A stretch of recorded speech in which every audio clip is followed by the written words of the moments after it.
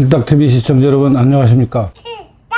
오늘은 이승만 대통령의 하와이 생활 중에 선교 및 교회를 개척한 부분에 관한 말씀을 좀 드리겠습니다. 역시 이 책의 제4장입니다. 우선 이승만 대통령이 하와이에 정착해서 처음 활동을 시작할 때는 미국의 감리교회 하와이 지부하고 관계가 매우 좋았습니다. 그래서 처음에 한인 감리교회 지도자 양성 집회에 참석합니다. 이게 1923년 2월 말인데요. 한 일주일가량 5일인가의 기간 동안에 감리교회가 이승만 대통령을 포함한 여러 사람을 상대로 지도자 양성대회를 하는데, 이 지도자 양성대회에서 이승만 대통령이 발군의 능력을 발휘합니다.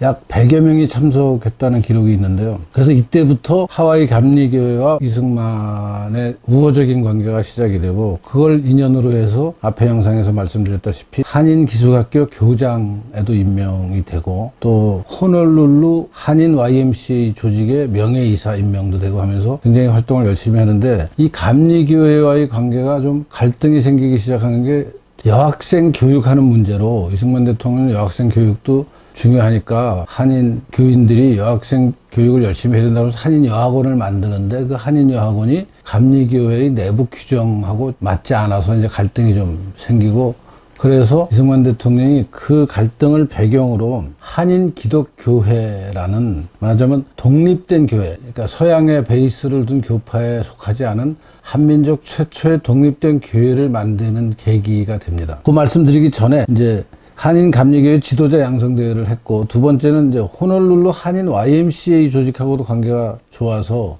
굉장히 많은 활동을 하는데, 요 중에 좀 기억할 만한, 특기할 만한 사항 하나는 1913년 4월에 YMCA 국제위원회 총무를 한 모트라는, MOTT라는 그 당시 유명한 그 활동가가 하와이에 옵니다. 하와이에 이 사람이 방문한 것을 계기로, 또 이승만 대통령은 하와이에 오기 전에 아시다시피 학위를 마치고 한국에 들어와서 서울의 YMCA 학감, 총무 이런 일을 좀 했었죠. 1910년 10월부터 1912년 3월까지 약 1년 반 정도. 그런 인연으로 청년 대학생들, 청년 학생들을 상대로 전도를 어떻게 하느냐, 교회로 어떻게 젊은이들을 이끄느냐 하는 것을 주제로 그 모트가 쓴 두 권의 전도에 관한 책이 있습니다. 영어로 Religious Department of the Student Association, 이런 이제 그 제목이 붙은 책인데요. 이승만 대통령이 이렇게 번역을 했습니다. 학생 청년의 종교상 화합, 이런 제목을 붙여서 그 선교에 관련된 책을 출판을 했고요. 또 다른 책은 영어로는 역시 모트의 책입니다. Work for New Students. 그래서 신입 학생 인도라는 제목을 붙여서 이 두 권의 책을 이제 모트의 호놀룰루 방문을 계기로 이승만 대통령이 번역을 해서 기독교 전파에 적극적인 어떤 자료로 삼죠. 그러고 나서 이제 그 감리교회와의 불편한 관계를 배경으로 해서 1918년 12월 말 12월 23일이 되면은 이승만 대통령이 한인 기독교회, 영어로는 더 코리안 크리스찬 처치라는 독립된 교회를 만들고, 그 독립된 교회에 한인 선교회까지 운영을 합니다.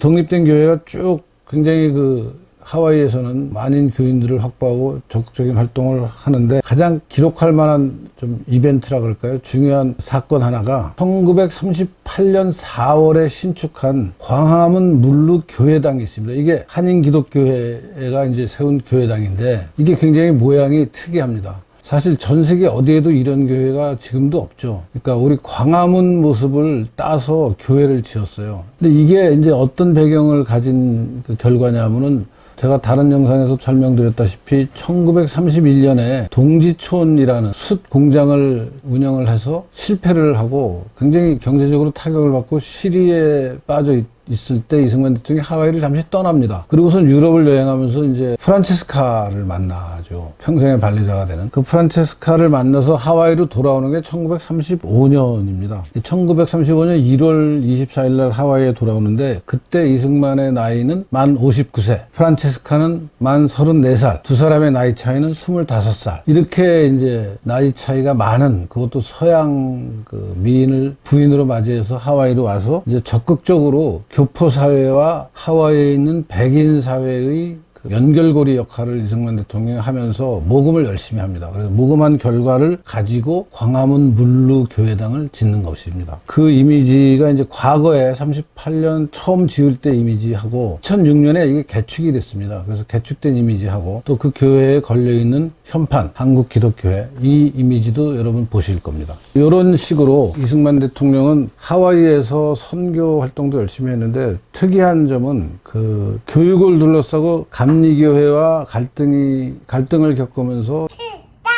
독립된 한국교회를 전 세계에서 처음으로 하와이에 만드는 노력을 했고 성공했다라는 말씀을 드립니다. 감사합니다.